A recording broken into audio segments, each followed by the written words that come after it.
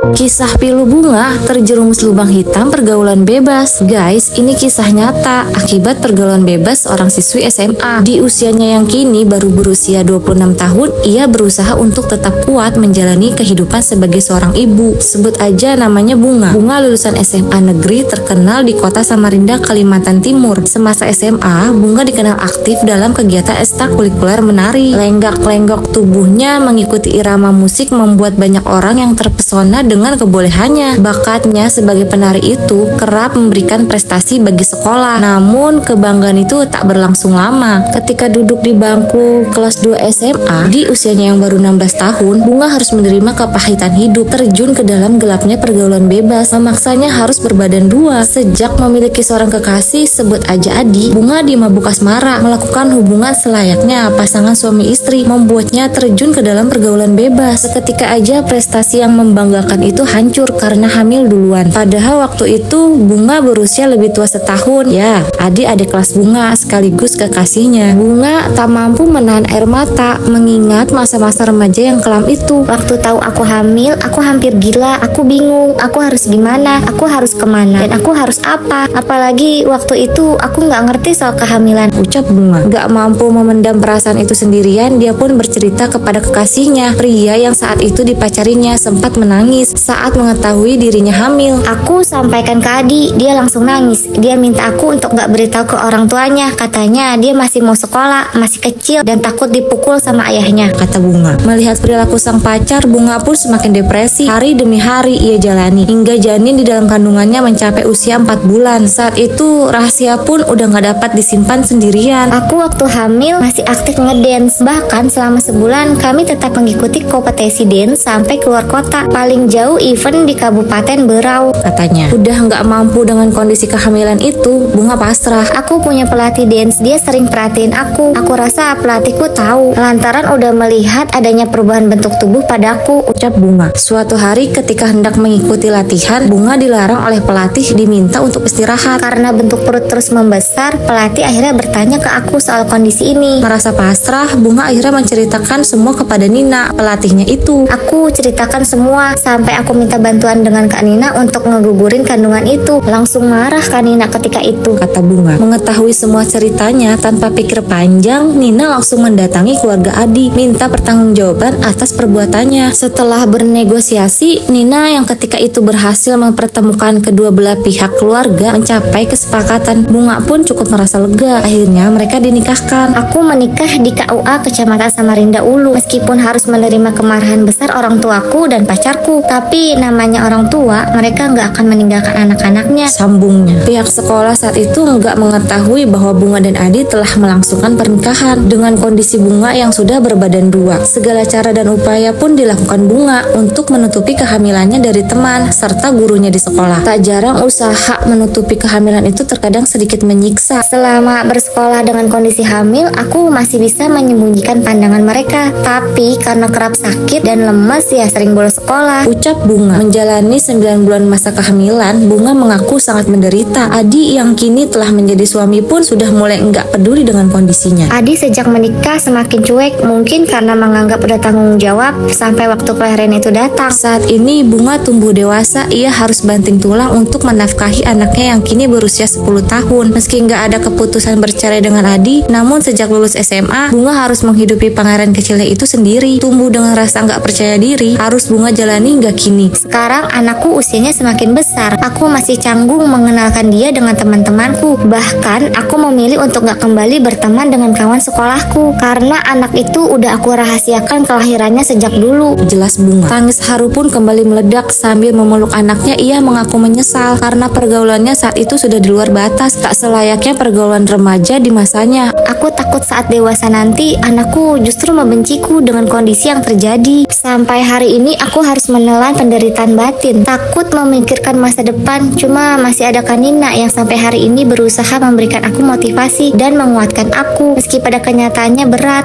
ucap Bunga. Bunga saat ini bekerja di sebuah mall di Samarinda karena setelah lulus dari bangku SMA, Bunga harus mencari nafkah untuk menghidupi buah hatinya itu. Aku nggak kuliah, lulus SMA langsung kerja di toko. Orang tuaku nggak punya biaya lagi untukku, apalagi anakku. Suamiku udah hilang entah kemana, dia sibuk dengan dunianya sendiri. Aku juga capek ngejar-ngejar dia. Setelah menikah itu kami nggak pernah tinggal satu rumah, terangnya. Kondisi ekonomi yang cukup jauh dari mapan menyulitkan Bunga memberikan pendidikan yang layak untuk buah hatinya. Belum lagi masalah administrasi akte kelahiran. Anakku sampai sekarang belum sekolah karena persyaratan masuk sekolah harus punya berkas seperti akte kelahiran. Aku pernah minta bantuan Kanina, meminta ke orang tuaku untuk memasukkan anakku ke kartu keluarga mereka. Tapi orang tuaku juga nggak mau. Katanya malu karena petugas di kelurahan dan kecamatan banyak keluarga kami, curhatnya. Hingga pada akhirnya Bunga memutuskan untuk memberikan pendidikan di rumah dengan langsung mendatangkan tenaga pengajar ke rumah. Upaya Bunga dalam memberikan pendidikan kepada anaknya terbilang sangat memilukan. Aku nggak tahu sampai kapan ini harus aku sembunyikan. Aku takut sekali memikirkan masa depan. Takut dengan hari esok. Kanina sekarang juga udah nggak di sini lagi. Aku nggak punya tempat bersandar. Salah satu cara mengobati hati ya cuma mengakses YouTube, memberi motivasi pribadi agar nggak terlalu tertekan. Orang tuaku udah kecewa, bahkan kerap marah ke anakku. Kondisi ini terkadang membuat aku makin lemah, katanya.